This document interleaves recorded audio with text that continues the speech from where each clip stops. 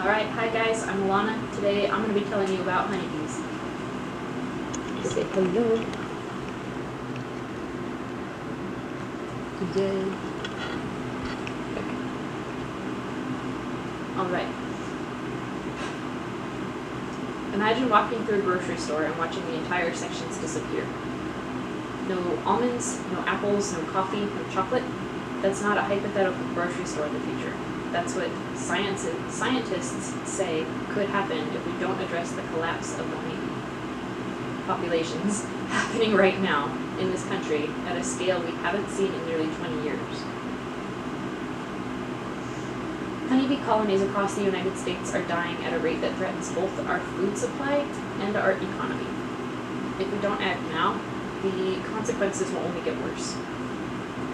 Today I'm going to persuade you that bee extinction is a real and urgent problem by walking you through three things. First, the harm this crisis is already causing.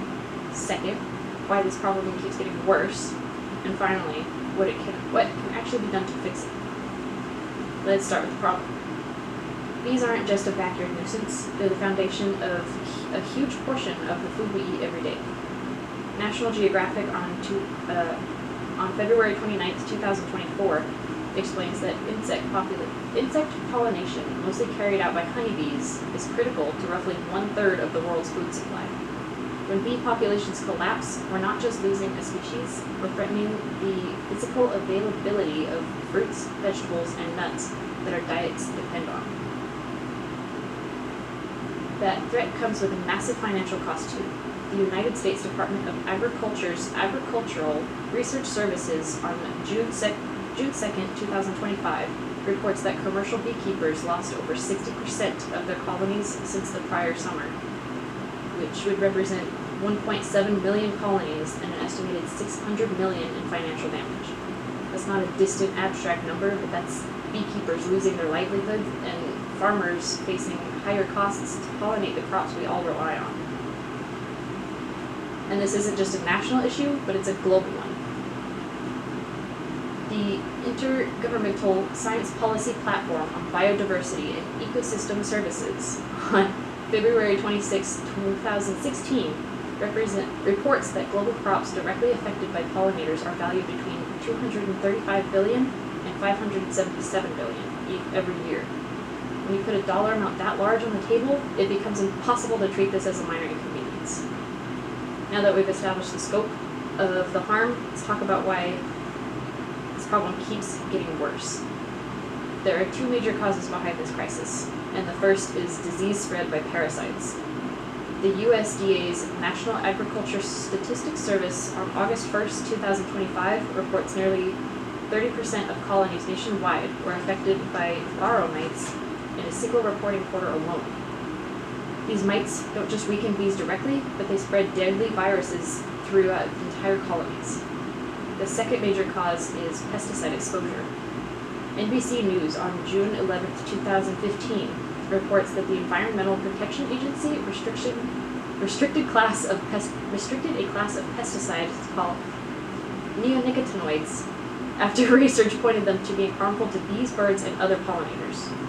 Despite this early warning a decade ago, many of these chemicals are in wide use today, continuing to weaken bee immune systems and make colonies more vulnerable to collapse. And these two causes are now combining into something even worse. DVM 360 reports in 2026 explains that the USDA research traced that most recent catastrophic wave of colony collapse to varroa mites that have become resistant to the very miticides beekeepers depend on to control them. In other words, our main tool for fighting the parasite problem is starting to fail, which means the crisis is accelerating rather than leveling off. After explaining why this problem keeps getting worse, let's move on to what can actually be done to solve it.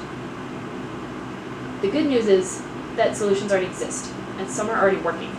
On the pesticide side, the Environmental Protection Agency canceled the registration of 12 neonicotinoids pesticides in May of 2019 effectively banning them after research confirmed their harm to bees and endangered species.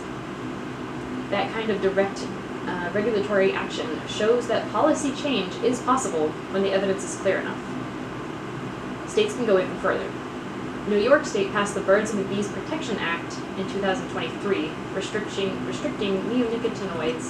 neonicotinoid-coated seeds starting in 2027. So the law expected to estimate 90% of the neonicotinoids entering the state's environment each year. If more states followed this model, we could dramatically cut pesticide exposure nationwide without waiting on a slower federal action. Finally, solutions don't only have to come from the government. The Chicago Sun-Times on July 15, 2026 reports that farmers across the Midwest are installing prairie strips, bands of native wildflowers planted around and in the crop fields that give bees food and shelter, while solar companies are partnering with convenient conservation groups to plant pollinator habitats under the solar panel fields. So these are solutions that individual farmers, companies, and even everyday people planting native flowers in their own yards can put into action right now. So to bring this all together, we've seen that the bee colony collapse is already causing serious financial and food security harm, and that is the problem. And that problem is worsening because of both parasites and pesticides, and that real solutions, from regulation to habitat restoration, are within our reach. Honeybee colonies across the United States are dying at a rate that threatens both our food supply and our economy. And if we don't act now, the consequences will only get worse. The next time you get to eat an apple, an almond, a spoonful of honey, remember that small, fragile insect made that possible. And that insect needs our help to keep making it possible for generations to come. Any questions? No questions. No.